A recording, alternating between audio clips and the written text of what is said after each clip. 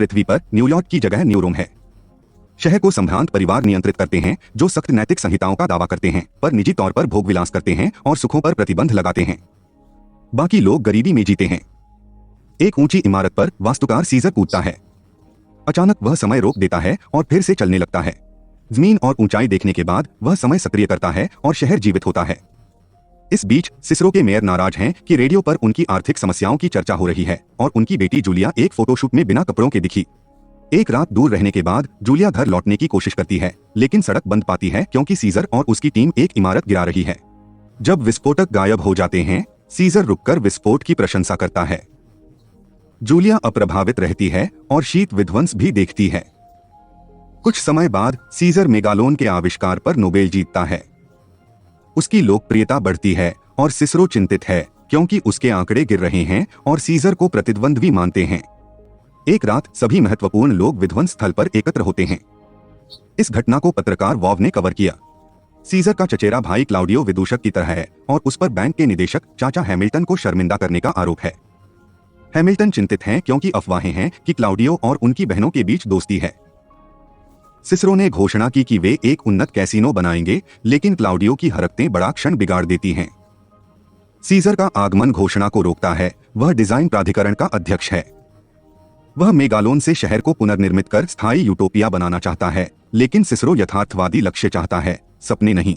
एक तर्क उड़ता है और सीजर अमीरों की चिंता के लिए सिस्टम की आलोचना करता है। सिसरो जवाब देता है कि मेगालोन अस्थिर और असुरक्षित है। सीजर जारी रहता है। सिसरो सीजर की पत्नी को लाता है जिसे जहर दिया गया और गायब है। सिसरो अभियोजक था। उसे यकीन था कि सीजर ने किया, लेकिन सीजर बरी हुआ और अब सिसरो को झुग्गी का मालिक कहता है। इससे सिसरो चिंतित हो जाता है और सुरक्षा को उसे रोकना पड़ता है, जबकि जूलिया प्रेस को अपने पिता की तस्वीरें लेने से रोकने की कोशिश करती है। बाद में एक फैशन शो में क्लाउडियो क्रोधित हो जाता है क्योंकि महिलाएं सीजर के बारे में बात करती हैं। जब सीजर लौटता है तो वॉव उसका इंतजार कर रही होती है। वह रखेल बनकर थक गई है और उसका करियर ढलान पर है, इसलिए वह चाहती है कि वह रिश्ता आधिकारिक कर दे। वॉव कहती है कि वह उससे प्यार करती है, लेकिन सीजर अपनी मृत पत्नी को याद कर चला जाता है। वह हैमिल्टन के साथ उसका साक्षात्कार देखने के लिए टीवी चालू करता है, यह देखकर कि वह फ्लर्ट कर रहा है। अगले दिन जूलिया अपने पिता के बारे में चर्चा करने के लिए सीजर के कार्यालय जाती है। उसने कई खाली बोतलें और दवाइयां देखी जो दिखाता है कि सीजर मानसिक रूप से ठीक नहीं है। सीजर को जूलिया पसंद नहीं क्योंकि वह निराश, जिद्दी है और लक्ष्यहीन है। वह कहते हैं उन्हें सोचने वाले लोग भाते हैं। जूलिया नाराज होती है, कहती है उसने समय रोकते देखा और असर नहीं हुआ। अब सीजर को वह दिलचस्प लगती है। उसे यूटोपिया का मॉडल दिखाता है, आंखें बंद करने को कहता है। जूलिया समान अवसरों के साथ सद्भाव में जीवन देखती है और समझती है। सीजर की दृष्टि, इसलिए वह मदद करना चाहती है। परेड में जूलिया सिसरो से कहती है कि वह सीजर के साथ काम करेगी। सिसरो उसे गद्दार कहता है। वह और चिढ़ता है जब पुलिस परेड रोकती है ताकि सीजर की कार सड़क पर चल सके। उस रात जूलिया ने सीजर और पत्नी की हत्या की सभी फाइलें पढ़ी। उसे इंसुलिन की अधिक मात्रा से जहर दिया गया था और कार नदी में मिली थी। जांच के दौरान उनका शव गायब हो गया। जूलिया यह जानने को बेताब हो जाती है कि क्या हुआ और सीजर का पीछा करती है। क्लाउडियो भी देखता है कि जूलिया क्या कर रही है और तस्वीरें खींचते हुए पीछा करता है। थोड़ी देर बाद सीजर की कार उसे एक अंधेरे इलाके में ले जाती है जहां वह गिरी हुई मूर्तियों की छवियां देखता है। फिर उसने फूल खरीदना बंद कर दिया, जिससे जूलिया भ्रमित हो गई। 2 मिनट बाद सीजर एक रहस्यमय इमारत में प्रवेश करता है जहां एक गार्ड अलार्म लेजर बंद कर देता है। फिर सीजर अपनी पत्नी के लिए फूल लाता है जिनकी देखभाल महिलाओं की एक टीम करती है।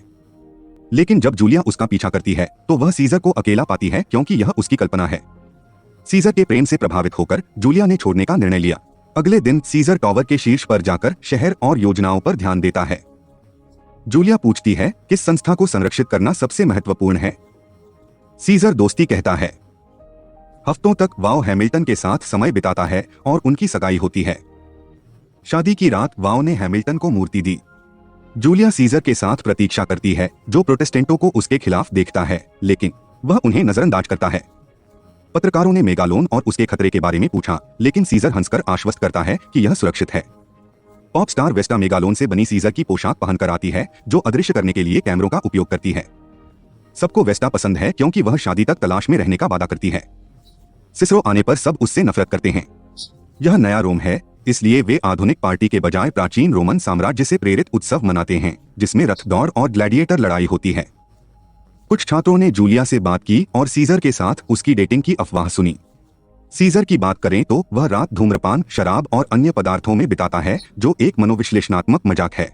वह ऑटोग्राफ देता है और महिलाओं को फ्लर्ट करने देता है, पर यकीन नहीं कर पाता।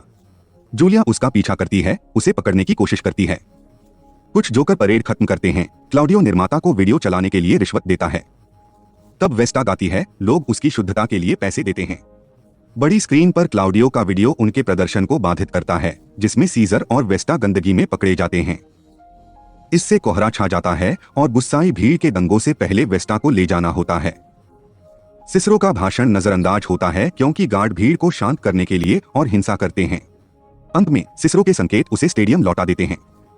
इस बीच सीजर पिछले दरवाजे से भागने की कोशिश करता है और एक आदमी उस पर हमला करता है। लड़ाई में रुकते हुए उसे मतिभ्रम होता है। सेवन किए पदार्थों के कारण उसे मारना आसान है। जूलिया उसे ढूंढकर अपनी कार में ले जाती है, लेकिन पुलिस उन्हें रोक लेती है। वेस्टा नाबालिग होने के कारण सीजर गिरफ्तार है। कमरे में सीजर समय रोकने की कोशिश करता है, पर नहीं कर पाता। जूलिया एक दोस्त के साथ शहर के अभिलेखागार जाती है और रिकॉर्डिंग पाती है, जो साबित करती है कि वेस्टा ने और भी झूठ बोले थे। वह नाबालिग नहीं है और न्यू रोम में जन्मा नहीं है। अगले दिन जूलिया अपने पिता को वेस्टा का जन्म प्रमाण पत्र दिखाकर सीजर को बचाती है। सिसरो ने कहा कि सीजर कानूनी रूप से निर्दोष हो सकता है, लेकिन नैतिक रूप से नहीं। निराश जूलिया ने कहा कि वह दूसरी प्रति खरीदेगी। बाद में जूलिया हैमिल्टन के घर जाती है। वाओ उसे धमकाने के लिए लिफ्ट रोक देती है। वह याद दिलाती है कि हैमिल्टन उसका है, लेकिन सीजर जैसा। क्लाउडियो भी हैमिल्टन से मिलता है, बैंक का उत्तराधिकारी बनने की कोशिश में, लेकिन हैमिल्टन को उस पर शक है। वीडियो। जल्द ही मीडिया ने वेस्टा के रियल एज के नतीजे और फोरेंसिक साक्ष्य को कवर किया कि वीडियो असली नहीं था और यह साजिश थी। जेल से रिहाई के बाद जूलिया छत पर सीजर से मिलती है। वह अपनी शक्ति खोने से दुखी है और स्वीकार करता है कि उसकी मानसिक समस्याएं उसके दुहक से हैं। सीजर ने पत्नी की हत्या नहीं की, पर खुद को अच्छी देखभाल न करने का जिम्मेदार मानता है। जूलिया उसके साथ जाती है और जब वे चुंबन करते हैं तो सीजर समय रोक सकता है। यह उनके नए रिश्ते की शुरुआत का प्रतीक है। हफ्ते बीते और सीजर प्रोजेक्ट और जूलिया के साथ व्यस्त हो गया। वह उसे अपनी मां से मिलवाने की कोशिश करता है, लेकिन वह बूढ़ी है और नहीं समझ पाती। जब दंपत्ति बिस्तर पर अकेले होते हैं तो ठंडे मौसम से खेलते हैं। साथ ही निम्न वर्ग सीजर मूर से उन इमारतों के लिए नफरत करता है जो वह अपने सपनों का शहर बनाने को नष्ट करता है। अपने चचेरे भाई को गिराने का खेद जताते हुए क्लाउडियो विरोध में शामिल हुआ। जल्द ही क्लाउडियो की योजनाओं की खबर सिसरो तक पहुंचती है, जो मदद मांगता है। एक रात सिसरो को खबर मिलती है, एक सोवियत उपग्रह गिर रहा है और जल्द ही न्यू रोम तक जंजीर से बांध दिया जाता है। दुर्भाग्य से उनके पास इसे रोकने का साधन नहीं है। स्थानीय लोग भयभीत देख सकते हैं क्योंकि उपग्रह उनके शहर पर गिरता है, जिससे अधिकांश भाग नष्ट हो जाता है। यह घटना सीजर को बिना बाधा के शहर के पुनर्निर्माण का मौका देती है। वह खुद को नौकरी में खो देता है, समय के साथ खेलता है और सही यूटोपिया बनाने की कोशिश करता है। कई दिनों के अंतहीन काम के बाद जूलिया सीजर को उसकी अचेतन स्थिति से ले जाती है और बताती है कि वह गर्भवती है। सीजर उत्साहित है और शादी करना चाहता है, लेकिन जूलिया मना करती है, यह कहते हुए कि सीजर की अंतरात्मा उसे माफ नहीं करेगी क्योंकि वह अभी भी उसे अपनी मृत पत्नी से विवाहित मानता है। कुछ समय बाद वे जूलिया के माता पिता को अपने नए घर में बुलाते हैं, जो सीजर के डिजाइनों पर बना है। सिसरो और सीजर ताश खेलते समय बहस करते हैं। जूलिया उन्हें बच्चों की तरह पढ़ाती है। वह अपने बचपन की घोषणा करती है। उसकी मां हैरान होती है। सिसरो गुस्से में चला जाता है। जूलिया सोचती है कि उसके पिता उससे नफरत करते हैं। क्लाउडियो गरीबों का नेता है और उन्हें सीजर के खिलाफ विरोध और दंगे करने के लिए प्रेरित कर रहा है, जिसे रोकने सिसरो गया। वह उपग्रह दुर्घटना में मरा। अब क्लाउडियो को रोकने वाला कोई नहीं।